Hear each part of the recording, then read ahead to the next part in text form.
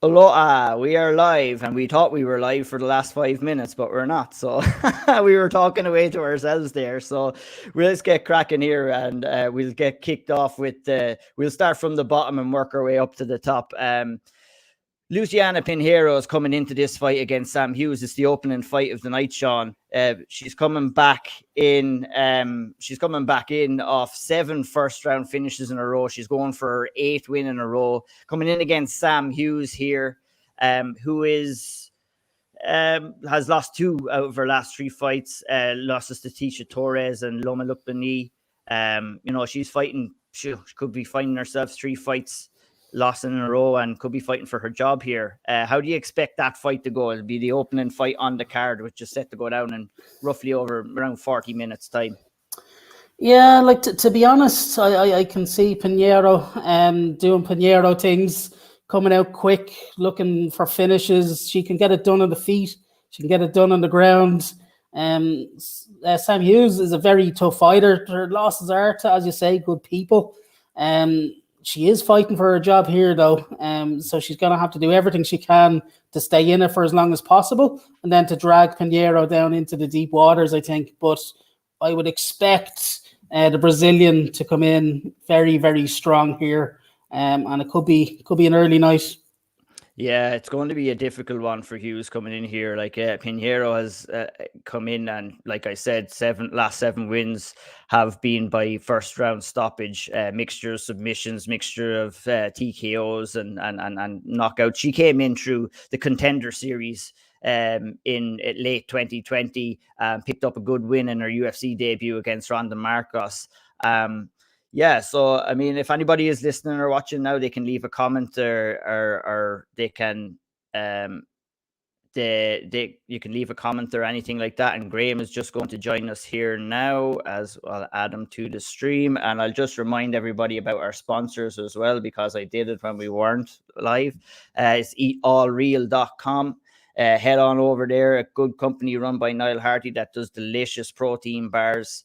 The guys on the Twitter group are raving about them all the time. Head on over there to eatallreal.com. Put in the code word SevereMMA, get yourself 15% off. And yeah, go and do that. They're delicious. Wide range of flavors there. And looking forward to getting my hands on them myself when I can get back home this Christmas. Graham, how are you, man? Thanks for joining us today. We're trying our best to stay upbeat after the early travesty that we've seen. You're a little bit happier after that result at Liverpool there. We're talking about soccer for everyone else that's wondering. Yeah, it was a good win for Liverpool. It's good to get all 4 or all 3 forward scoring, and it's always a better day for a win for football when Man United get trounced. Yeah. But it was a lucky scoreline for Man United. It could have easily been a lot worse if Sarr didn't have the worst game I've ever seen him have. That's it, yeah. When a team you lose 4-1 and the team misses 2 penalties, it doesn't look fucking good. But whatever. And we'll get on to that. Fluffed his lines through on goal as well. Don't forget that. Yeah, it was bad. You can't be letting goals in on the near post. That's it. But name a better comedy duo: Maguire and Shaw. There isn't a better guy. Maybe yourself and Shawnee on Sundays. They look like me and Sean in centre back and left back. Yeah. Hell. All right, let's get on to this card. Graham, I'll bring you straight in here. Like, I mean, the undercard isn't all that much to write home about. We were just been talking about Luciana Pinheiro, who has picked up 7 first-round finishes and another first-round finish on her UFC debut coming in against Sam Hughes. We kind of spoke a little bit about that. Is there anything else that's sticking out to you on the undercard, or anybody that you're looking forward to seeing? Not really. Yeah. It's another one of these, like Dana always used to say, oh, we're not like boxing, we'll never do these cards, and here we are week after week nearly, unless it's a pay-per-view. And even sometimes when it is a pay-per-view, we have these prelims that, even the hardcore MMA fans find it hard to get into, and sometimes find it hard to know who these people are. Sometimes I look at a record and I'm like, this guy's fought in the UFC 2 or 3 times. What the fuck? What I mean? It used to be you knew. It used to be a UFC caliber thing, and you'd be like, 3 weeks between events, and you'd have a bit of time to kind of study up and find out about people. Nowadays, I don't know who half these people are on the card, and it's no disrespect to them. There could be, and for all we know, there could be a big emerging prospect here, but it just all gets lost in the mix of just these random fights that Dana seemed to be against for years, but now seems just not to care. I suppose ESPN are paying them either way, so it's just that's the thing. What needs must, and it's kind of like our penance that we have to go through these cards to get maybe to more pay-per-view style cards where you have like banging fights. And look, we've been really spoiled for choice when it comes to great fights over the last couple of weeks. And I don't want to judge this card too much before it happens. We've seen another kind of fight night card that had nearly 9 out of 11 finishes last week as well. But I've seen Irish MMA cards with guys making the pro debuts where the card is amazing. You know what I mean? But yeah, it doesn't necessarily mean the quality of the card is what it should be for the UFC, the kind of standard bearer of the sport. Like, I don't know why they need to have 10, 12 fights, 13 fights on each card. I know they're filling TV time, but it's oversaturating everything. I have a bunch of friends who used to watch MMA. It used to be like, MMA's on or UFC's on this weekend every 2 or 3 weeks, and it will be an occasion. Now it's like, did I miss the fights last night, or they weren't even on? It's too hard to keep up. Like, even for us guys who are watching MMA all the time, it's fucking hard to keep up. 100%. I think we'd all be in the same boat and saying, like, back in the day when we were watching, we'd be able to recall fights and what happened in fights, and that was the case for me. But it's fucking impossible right now to try and stay. Yeah, I could tell you all the numbers. I could tell you UFC, whatever, 98. Oh, me too. I used to look like a genius. No idea, like. Yeah, me too. But we'll try and give it a go. One thing that really disappointed me on this undercard was the fallout of the Terence Mckinney fight, which just got pulled out there maybe an hour and a half ago. His corner man tested positive for COVID. Mckinney himself said he was fine. He said that he was hoping to kind of reschedule the fight for a couple of weeks down the line. I was excited to see him. He's coming off that 7-second knockout win in his last fight, which is a record in UFC lightweight history. It was going for his 5th win in 2021. And, he's putting himself out there, and he was making the fans excited. And we're just going to have to wait a bit longer, and he's going to have to wait a bit longer himself to get to action.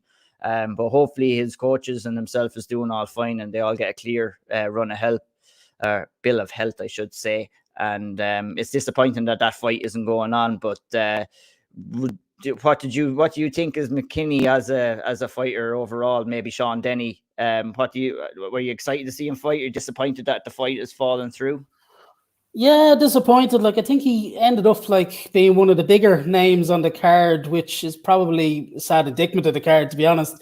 But he's come in with a lot of buzz. People know who he is. He's known for his excitement, and I think he built up a head of steam because he was one of those fighters that fought multiple times and got people to remember him.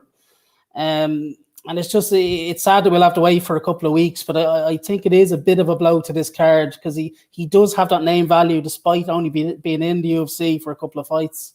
Yeah, that's for sure. Where's the pod god? I think he's gone into hiding after Watford beat Man United earlier on. We haven't heard from him since. We hope he's doing all right.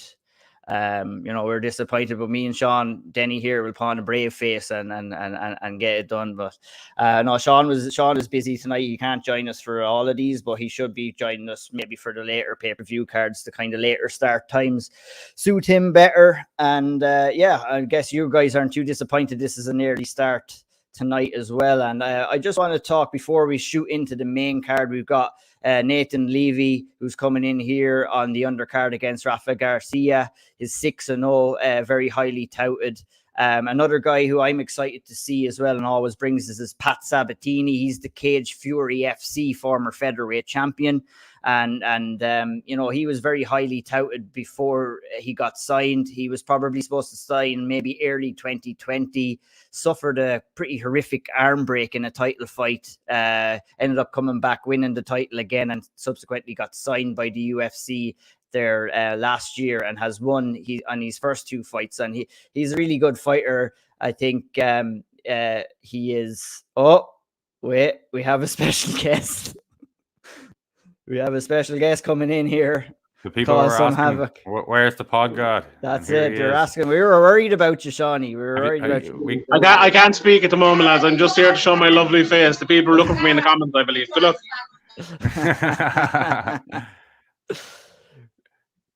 Hello. Right.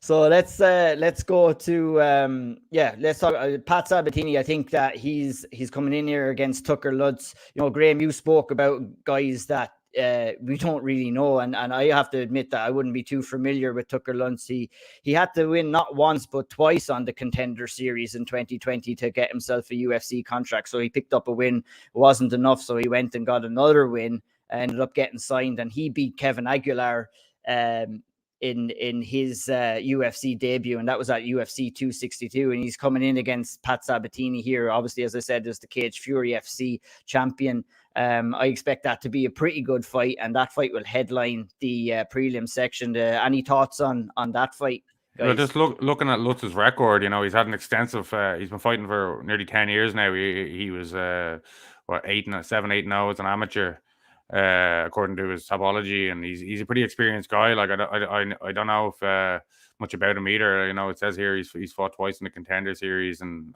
he beat Kevin Aguilar. So yeah, I think that looks like good matchmaking. It's a hard fight to pick. You know, it's always hard when you don't know most of the guys on the records. But yeah, I think, you know, I was criticizing the kind of quality of the cards, but, you know, looking at the matchups, there's probably going to be some really close fights here. But it's, you know, there might be some fun knockouts and fun sequences and all that stuff, but it's just a lack of jeopardy. It's just not there, you know. Nobody's on the verge of anything. Nobody's like, oh, we need to see this guy. You know, you're kind of probably clutching the straws a bit, being like, oh, Pat Sabatini. You know, usually if this was a good card, we wouldn't even fucking mention this fight. You know what I mean?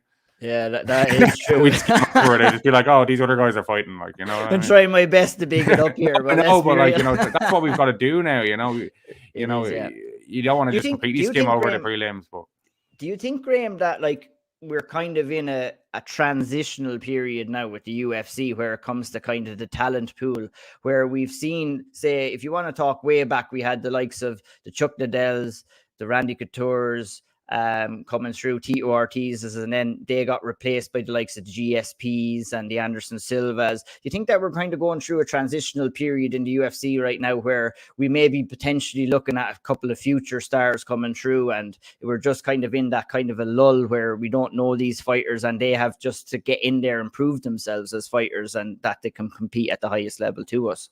Yeah, well, it's always hard to tell. Like we had hoped that like some of these prospects will prove themselves to be like the kind of future stars or future champions and contenders and things like that. But you know, it becomes harder and harder to stand out when there's so many fighters. You know, you have to have, like, you know, a Shimaev. You have to be going in there absolutely destroying people. Have the talk. You have to have the media savvy. You have to have every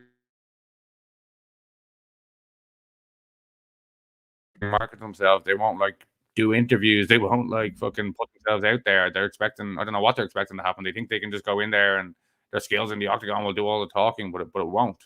You know, we've seen Anderson Silva's pay-per-view numbers, even, you know, GSP's pay-per-view numbers, for how much he was pushed, for how well he was known. His pay-per-view numbers weren't great.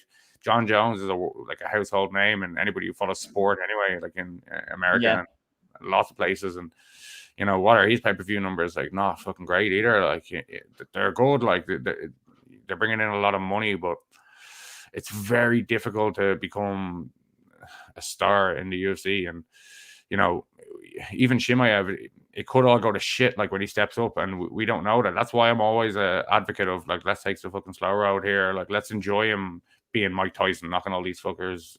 I'm cursing a lot in this podcast. I don't know what's going on, but it's okay. We're past the water. Or what? Yeah. But it's getting a bit excessive, I think. But you know, it's really hard to know. I really hope so, but trying to spot prospects, you know, so many of them fall by the wayside and are mismanaged by the UFC and end up in kind of places or in situations in their career where their back's up against the wall when it shouldn't be. They should be still growing as a fighter. And I talk about in the podcast Joe Silva, and back in the day, I know we had a lot less fighters on the roster and a lot less fights to match. And you know, Sean Shelby and Maynard and all these guys are probably the same as us, where they can't even fucking remember who some of these guys are. You know what I mean? It's just too much going on. They're on the road. They're basically joined a circus, so it is difficult. But I think like, you really gotta be, the timing's got to be perfect now for you to become like a big draw, a big star in the UFC, because if the timing's a little bit wrong and you get the wrong matchup, or they don't realize your potential straight away, they can put you in these terrible matchups and your career is derailed for forever or for a period of time. You know, Shabazi, we could name loads of people who've just been completely mismanaged. So there's always that worry, but yeah, there's like, you know, you could look at names, but I think at this stage, you know, it's just kind of the truth will out just by the kind of elimination of, or the, I don't know what the phrase is, but by where the dominoes will fall where they fall is kind of the matchmakers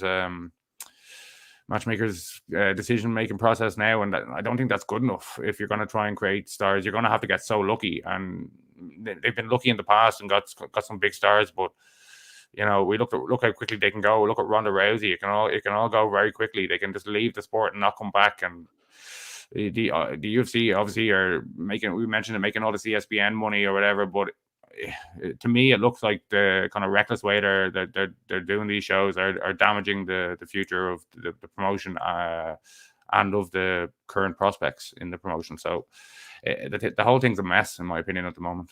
Yeah, that like it is. It's not like it used to be. They don't seem to want to build, like they'll give them the platform, but they'll match these prospects with one another, and it's kind of just like, it doesn't make any sense to me. And we've seen it with Reece McKee. We've seen it with lots of other people that came in here that it just doesn't make any sense. But I mean, one thing that, you know, and I definitely agree with what you're saying, but one thing that we've seen this week that's not affecting, and that's the fucking bank account. And you have me cursing now as well. But I mean, they're turning over record profits. So, I mean, it doesn't look like things are going to change by those numbers anyway. But we could say and rambling on about that forever, I think. But let's move on to the main card here. And I just want to get Sean Denny's opinion on the opening fight of the card. And this would be well in line for one of the fights of the nights if it goes all the way. And that's Adrian Yanez versus the UK's own Davy Grant. You know, Davy Grant is coming back off his loss to Marlon Vieira, and yeah, he comes in and he's taking on, and I'm just after forgetting everything, Adrian Yanez, who's after picking up a good win. I just completely forgot my trail of thought there. He's coming in against Adrian Yanez, who got a good win against Randy Costa in his last fight there. So, I mean, how do you see that fight going down, Sean? I think it's going to be blood and thunder. These are two lads that just love to bring it. Davy Grant is very rarely in a boring fight. He's going to stand his ground. He's going to trade blow for blow. And I think Yanez is going to love it, and he's going to go right into it. So this could be an absolute epic 3-rounder, or it could end in 3 minutes. Like it's a bit of a toss-up there, but I think it's going to be entertaining whatever happens. Yeah, how would you see the fight going, Graham? I mean, Yanez is probably one of the hottest prospects in the bantamweight division right now. He started slow against Randy Costa, and Randy Costa had some success in the early days of that fight. I think, you know, does Davy Grant have an opportunity at the start of this fight to kind of catch Yanez cold? And, you know, he has some big power. And how would you see? Do you think he should be going to try and get this fight finished early? Well, I think he will do that. I think he kind of always does that. He kind of will take one to give one, and it doesn't always work out that well. But I think it's a difficult fight for Grant for Davy Grant to win. But if you're probably right, if he is to win, he kind of needs to go balls to the wall early and try to catch him cold, or try to catch him in an exchange. But I think it's a very difficult fight for him. I think Davy Grant, people have kind of liked him and followed him and wanted him to kind of do well since the Ultimate Fighter, and it hasn't been as always. And people like a story, but style matchup wise, I think this is a very difficult matchup for him. Yeah, I think so too. I think that, you know, yeah, you'll be thinking, you know, if Yanez is looking to try and improve from his last fight, he's not going to be looking to start slow here, and that might be bad news for Davy Grant. I think that I would give Yanez the advantage in almost every area coming into this fight. But, you know, Davy Grant has that power there, and he can clip anybody at any time. So, I mean, it makes the fight interesting. It's definitely one for me that would be a fight of the night candidate for sure. And as we move on up along, Rani Yahya coming back in to face on Ho Kang here. That was a fight that was supposed to happen in July of last year, but Yahya picked up COVID. He said he's been doing some good studying now, and he hasn't got the vaccine yet. So I'm wondering where he's still good to go for tonight anyway. So how do you see that fight going down, Sean Denny? I think like Rani Yahya is at 36 years of age now. He's coming into this fight after a victory over Ray Rodriguez in his last bout. I don't really know too much about his opponent, Kang, here, but Kang has won his last 3 inside the UFC against Ishihara, against Brandon Davis, and Pyonglang Liu. So what do you think about this fight, Sean Denny? Yeah, this one's interesting to me. Like, Kang has been out a while. He's been out since 2019, and some of the names, like back then, like Ishihara was a decent scalp, but looking back now, maybe he wasn't quite up to that sort of standard. And I have a feeling that sort of the game has probably slightly moved on from that style. So it's all going to depend on what he's been doing since he's had the layoff. Yeah, we know what you're going to get.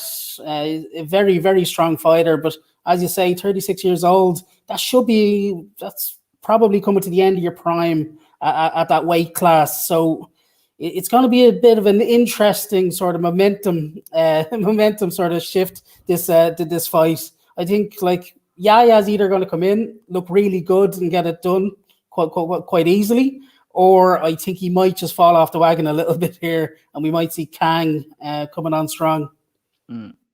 Yeah, 100%. And you pretty much covered that fight pretty good as well. We'll move on quickly to Joanne Calderwood, whatever you want to call her, but she's picked up. She got married to John Wood, her coach, recently, so she's changed to Joanne Wood. So it's not all that big of a change. She comes in here against Talia Santos. Santos is coming in, taking this fight at short notice. I mean, she's on a 3-fight win streak now with wins over Molly McCann, Gillian Robertson, and Roxanne Madafaderi in her last fight just 2 months ago. She's coming in to take on Joanne Wood at short notice here. Joanne came in. She lost her last fight to Lauren Murphy. It cost her the title shot. This is her chance. She'll be looking to make another run for the title. Do you think that Joanne Wood has enough to get this done, Graham, against Talia Santos, or how do you see that fight going down? Well, I think she definitely has methods of victory, but I'm Joanne Calderwood or Joanne Wood. You'd never trust her. You know, she could throw a fight away at any moment. She'd get caught in an armbar. She could get head tossed. It can all fall apart very quickly for Joanne in fights. So I think she'll wilt in this fight. I think there's a reason why she kind of hasn't ever made it to the levels that she probably should have with her actual technical abilities that she has when she can put it all together. Maybe it's a bit of in her head or things like that. But I think Santos took this fight on short notice, kind of unnecessary when she didn't need to for a reason, because it's a really good style matchup, and what she'll see is an easy enough victory. You know, it's MMA. Joanne can put it together. We've seen her do it before, but she's just very inconsistent and very hard to pick for me. Yeah, she kind of gets in her own way sometimes in fights, and really it's very frustrating to look at the best of times. And I would agree with you, this is going to be a difficult one for her tonight. But I guess the ultimate prize in that division, if you put together a win streak as well, is coming up to face Valentina Shevchenko, which is not one of the best prizes that you could win. I don't think if you're any of the women in that division. I think she's head and shoulders above a lot of the women in that division right now. So, but look, that should be a good fight as well. And we'll move quickly along to the co-main event. And it's a fight. This is actually a fight that I'm really looking forward to. You know, it's Sean Brady's 14-0 right now. He's been putting on some tremendous performances inside the octagon, and he's definitely coming in here to fight the toughest fight of his career so far against a good grappler, Michael Chiesa. Chiesa just came back after that loss of Vicente Luque. He cited some mental issues going into that fight, said he had a bit of a mental lapse. Hearing that from someone like Michael Chiesa, would that worry you, Sean Denny? And we all have talked about before the importance of the mental side of the game. Hearing Michael Chiesa talk about his mental lapse, do you think it's something that's going to be a persistent problem, or do you think it's something that he can work on and kind of improve and overcome? And how do you see this fight going down overall? Yeah, I think the first step is pointing out the problem. So if you've got the problem, you can then go and fix it. Like a lot of guys would blame everything else under the sun before they admitted sort of such a shortcoming. So like I do think like it is going to be the making of him. He can fix it and work towards it. I think these things don't get fixed overnight though. And you can just wake up on the wrong side of the bed one morning and it could be fight day. And that could just ruin your day altogether. It's not an easy sport to be waking up on the wrong side of the bed. That said, like his grappling is very, very good. Sean Brady is also strong at grappling, and he's a very strong person, and he can hold you down. But this is definitely his biggest test in that, can he take Chiesa down? And if he does keep him down, can he stay away from sort of the jiu-jitsu and all the little traps that Chiesa is going to plant? Because he's going to plant a lot of them. He's very, very savvy on the ground.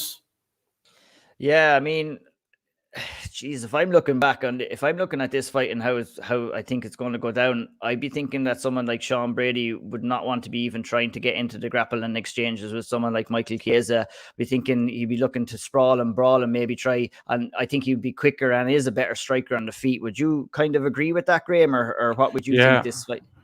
Yeah, I think, obviously Chiesa is very good at the rear naked chokes, very good on the ground.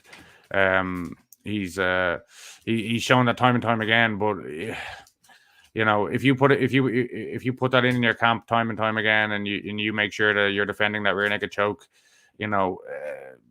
maybe you'll feel confident going down there. But why risk it? Chiesa's his strikes are, not great. That's he's not a great striker. I could see him getting kind of tired if he can't get his takedowns and getting kind of picked apart. I know he has some good wins, like Rafael dos Anjos and Magny are known to be sniffed at, but I think Brady should be able to just pick him apart with the boxing and easily avoid somewhat desperate takedown attempts. And maybe he won't even need a takedown to take the back. He's just got to be very wary of the little scrambles off any takedown attempts and things like that, and be very careful. But I think if he does that and fights with a good game plan, it should be a handy enough victory here for Brady. Yeah, I think so too. It's a good matchup, and it's a good kind of a litmus test to see where Brady is at in his game, really, to be honest. And that should be a really, really good fight for the co-main event. And we move on to the main event. We're rolling around into 2022, and we're talking about Miesha Tate being in contention for a title if she comes out of this fight in the main event with Ketlen Vieira with a win. I just wondering what you think, Sean Denny. Do you think if she gets the win in this fight, she should get a title shot, or do you think she should be maybe put into a title contention fight next? Ketlen Vieira is, and why I say that is Ketlen Vieira is ranked at number 5. So if Tate gets the win here, she'll be up in the top 5 in the rankings on Monday or Tuesday, whenever they come out. And I mean, it's either going to be a title contention shot for her next, or it's going to be a title shot itself. So how do you see, like, if she got the win, and it is an if as well, if Tate comes out with the win tonight, how do you see it all going down in the aftermatch, John Denny? For me, you make the match while you can have it. Like, once you get up into the top 5, you're tossing coins about and hoping it comes up money. But like, Miesha Tate has the name. They've been struggling to put Nunes on the top of pay-per-views, and I think you could put Miesha Tate versus Nunes at the top at a push if you don't have one of the heavier belts available on the night. So if Miesha Tate gets the win, I think you have to make the title shot. Otherwise, like, the MMA gods are gonna strike down with vengeance, and we'll probably never see it. What are your thoughts on this, Graham? Like, I mean, do you see Tate as a legitimate title challenger, or do you think she should even get a shot after this? Like, she would be on her second win in a row. Well, I don't see her as a legit challenge to Amanda Nunes at all, but it's not really about that. The UFC, I think Sean Denny's right here. I think the UFC are trying to position this. They gave her an older fighter easy matchup on her comeback, and now they're giving her Ketlen Vieira, and it's not an easy fight. It's a hard fight to pick. It could go either way, but it's not the most difficult matchup, and I think they are trying to position her, kind of get her ready for a title shot with Amanda Nunes, because as Sean said, she has name value, and that's what they need for Amanda Nunes. And Miesha Tate's expiry date in the sport could be just around the corner. She's already retired. If she was to go out and take a bad loss, either tonight or in an Amanda Nunes fight, that could be the end. And the earning potential for the UFC from Miesha Tate is gone. So I think she hasn't earned it, but I think that's what's going to be. That's what they're hoping to position with this fight and with a victory here, if she can get it. But the best set plans sometimes don't come together here, and she's only fought once in the last few years against an easy like a hand-picked opponent. And Caitlin Vieira is obviously maybe not the toughest opponent, but she's been fighting regularly against tough girls. So she has wins over Sarah McMahon, Kat Zingano. She's a good fighter, and this fight could go either way. But I definitely agree with Sean that the UFC are hoping to position this as the next contender fight for Amanda Nunes, as long as Miesha Tate wins. Yeah, 100%. I can see that happening too. And I agree with you too, Graham, that if she is put into that title shot, it's going to be relatively easy for Amanda Nunes to get over. But coming in after such a long layoff against Marion Renault, were you at least impressed about how she did in that fight, Graham, or do you think that she just fought too low a level of a fighter that time? This is a real testing fight for her, though. She didn't show any evolution from before she retired that I saw. The gains are moving on, and has her training been what it would have been if she was there, if she was still an active fighter at the time? Probably not. She was already kind of experienced veteran in the game and kind of learned all she was going to learn. And I don't think Miesha Tate looked great or looked like any kind of threat to any of the top contenders, really, especially not Amanda Nunes. If you're Caitlin Vieira coming into this fight, John Denny, what would your game plan be, or what would your route to victory be if you're her, if you had your input there? Yeah, I'd be testing Miesha's gas tank here. I'd be up in the pace. We've been waiting for Vieira to come out for a while and just be the fighter that we think that she can be. So I think she has to come in, pick up the pace, just grind on Miesha, test out that gas tank. If it's going to finish, it's probably she wants it as well. See how much she wants to beat her. I think that's exactly the way. I think just make it dirty. It might not be pretty. It might go all 25 minutes, but I think that's the way. You need to test how much Miesha really wants to be back. Yeah, it's a very, very good point. And I mean, Vieira has been known to kind of fade a little bit in fights, so I'm interested to see if this fight does go into the later stages, how she'll be able to handle that, because Tate did look like she had a good bit of energy. She had a good bit of energy in that last fight with Renault when it got finished in the third round too. So I mean, Vieira's also coming back off a pretty controversial decision, if I remember correctly, against Yana Kunitskaya. So I mean, with all due respect to Kunitskaya, I wouldn't have her up there as an elite level fighter in that division either. So, I mean, maybe Tate saw some things in that fight that she thinks she's going to be able to capitalize on. But this is just a real good test for Tate to see where she is truly at in her career. I don't think that question has been answered yet. And I don't think it was answered in the Marion Renault fight. But I think at the end of this fight tonight that it will be answered for once and for all. So be interesting to see how that goes down. And that's basically it, guys. I mean, there's not too much more to talk about on this card.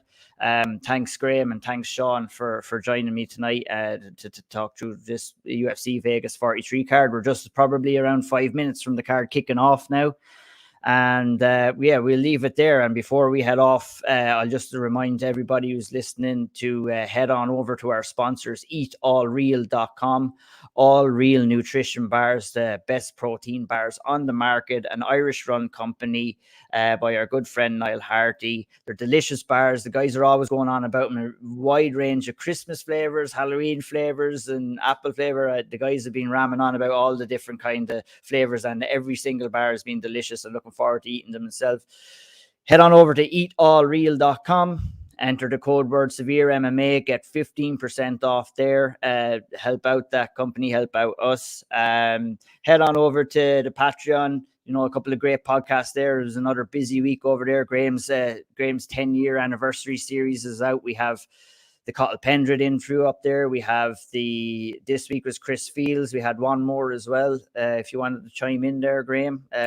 Yeah, the Owen Roddy one is up there as well, and Sean put the Call Pendred one up for free on Patreon. So if you go over to patreon.com/SevereMMA podcast, you should be able to, even without signing up, listen to that Call Pendred, the kind of 10 years of SevereMMA review. We just talked kind of through his career, how things were back in the day, throughout the years, and how different things are now, and just had a general chat for about an hour, and people seem to enjoy it, so we put it out for free just to kind of give people a sample of what's there and what's to come. I have some other ones in the bag already waiting to go, and some other ones waiting to get or hoping to record soon. So yeah, if you want to support SevereMMA, there's the dog going there. The dog. Yeah, listen to Vinny over there. If you want to support SevereMMA, you can sign up for less than the price of a pint, a lot less than the price of a pint in Dublin. Anyway, yeah, I mean, we're giving content away over there and the Patreon page, and those podcasts were excellent. I really enjoyed listening to them, and they got a great reaction from everybody else too. Like, and for $5 a month, I mean, it's a no-brainer to head over there. There's the Q&A with Shawnee. We have the Contender. We have the Speakers Corner. There's loads and loads of content over there, and over 800 or 900 podcasts now, maybe more at this stage overall. And thank you very much, Tiffany, for the support and for tuning in today. And we'll leave it there, guys. Thanks everybody for listening, and we will catch you again. Probably are we off next week? There's no UFC card next week, is there? Yeah, nothing next week. Not the next. Well, we won't know what to do with ourselves next Saturday with no UFC card. So we'll catch you for the next UFC card whenever it is. I think it's Jose Aldo versus Rob Font, so that'll be a good one. So we'll be back on here again to preview that card. Thanks for everybody for tuning in today. Take care and enjoy the fights.